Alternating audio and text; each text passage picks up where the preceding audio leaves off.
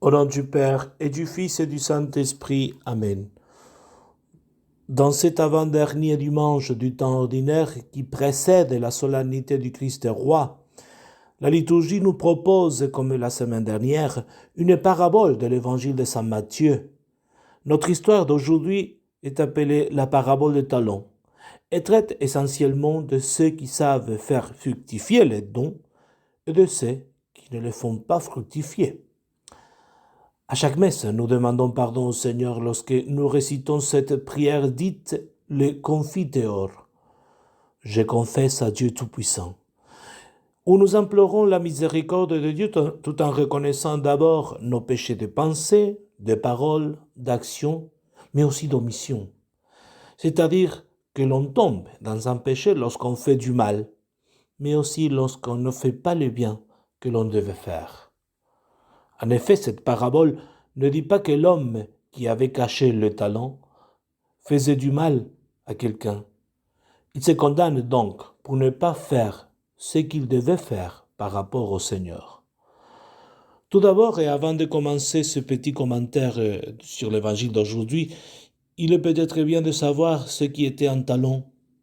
Le talent, selon l'évangile, était une mesure de poids, comme nous avons le kilo, la tonne.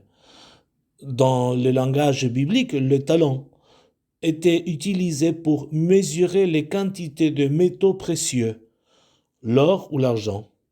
Ainsi, par exemple, un talent d'argent pesait à peu près 22 kilogrammes. Dans l'actualité, cela signifierait une somme de plus de 5 000 euros. Tous les calculs qu'on vient de faire, c'est pour montrer que c'était une grande responsabilité que celle que l'homme de la parabole avait confiée à ses serviteurs. Il faut noter que ce que le Seigneur, qui est représenté par le patron de la parabole, distribue à ses serviteurs, ce sont des dons.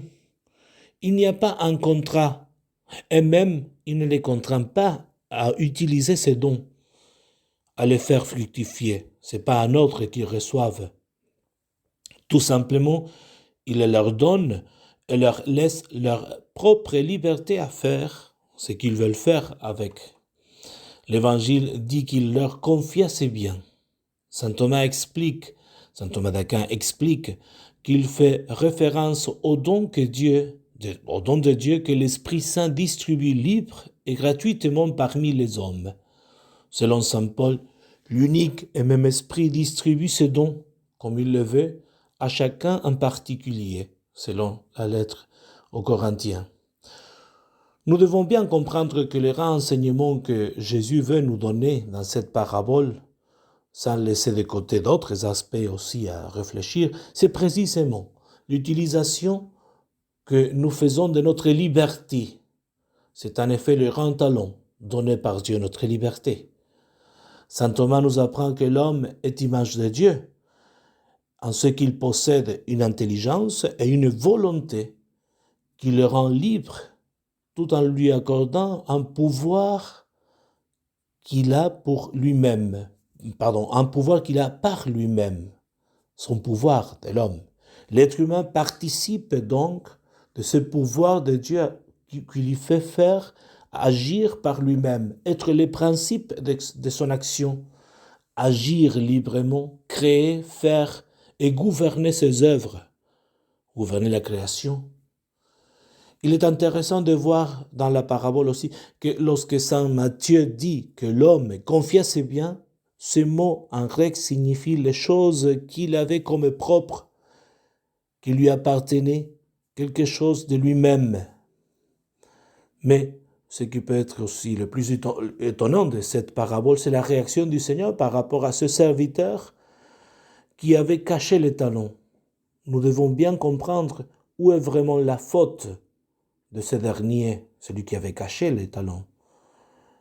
Le troisième serviteur est appelé mauvais et paresseux, et avec raison, parce qu'il commet 3 injustices contre son Seigneur, image de Dieu dans la parabole. D'abord, parce que ce serviteur fait un blasphème, car pour lui Dieu est dur et non miséricordieux. il reconnaît aussi sa négligence en allant cacher le talon et propose enfin une fausse innocence à lui. Il se croit innocent car il rend le talon en disant « Tu as ce que t'appartient, prends ce que t'appartient ». Si ce grand talon était la liberté que Dieu lui a offerte, le mauvais serviteur est donc en train de lui rendre cette liberté. Il renonce à cette liberté avec laquelle il pouvait participer à l'œuvre créatrice dans ce monde. C'est le drame de l'homme moderne. Aujourd'hui, on parle plus que jamais de liberté, mais elle n'est pas tout à fait la liberté de Dieu. L'homme moderne dit à Dieu, « Prends ta liberté, je ne la veux pas. Je veux une autre liberté, la mienne, fabriquée par moi, créée par moi-même, mais pas la liberté donnée par Dieu. » Il est nécessaire de noter que le troisième n'est pas puni pour avoir commis le mal, mais pour le bien qu'il n'a jamais accompli. Comme dit le Seigneur dans l'évangile de Saint Matthieu, tout arbre qui ne donne pas de beaux fruits est coupé et jeté au feu. Et dans l'évangile de Saint Jean, tout sarment qui est en moi, mais qui ne porte pas de fruits, mon Père l'enlève.